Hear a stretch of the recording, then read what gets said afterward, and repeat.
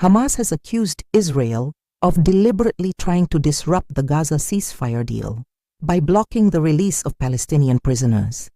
A Hamas statement said the Israeli move was a clear violation of the agreement the release was meant to take place, after 6 Israeli hostages were freed by Hamas on Saturday, but it was delayed indefinitely by Israel.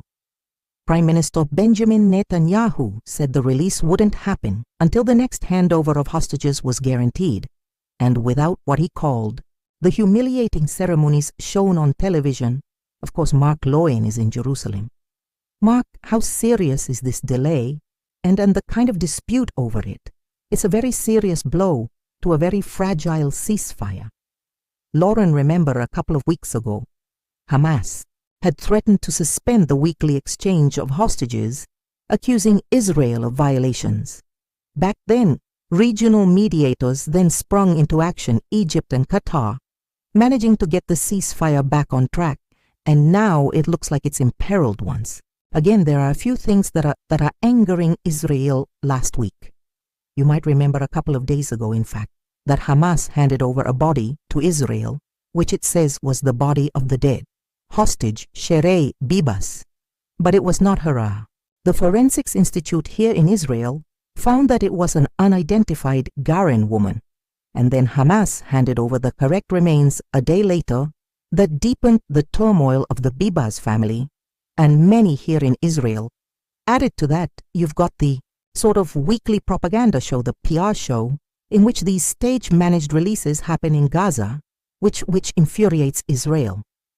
And then last night, Hamas posted a video of 2 Israeli hostages in a Hamas vehicle at yesterday's release of the 3 other hostages watching it live next to the stage, and in which they apparently plead and implore Benjamin Netanyahu to secure their release.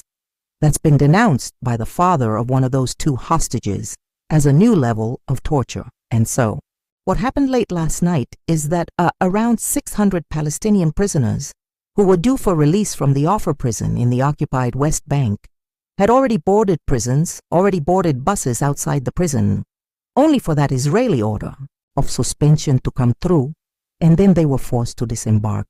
And so, yeah, a very serious blow. So what do we expect to happen next if there isn't the exchange of these prisoners? Is there a contingency plan?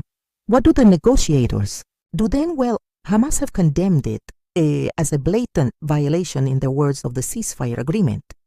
A reminder that among the 602 Palestinian prisoners, dozens of prisoners were convicted of life sentences and long sentences for very serious crimes, but the majority were rounded up after the 7th of October, and some of them held without charge.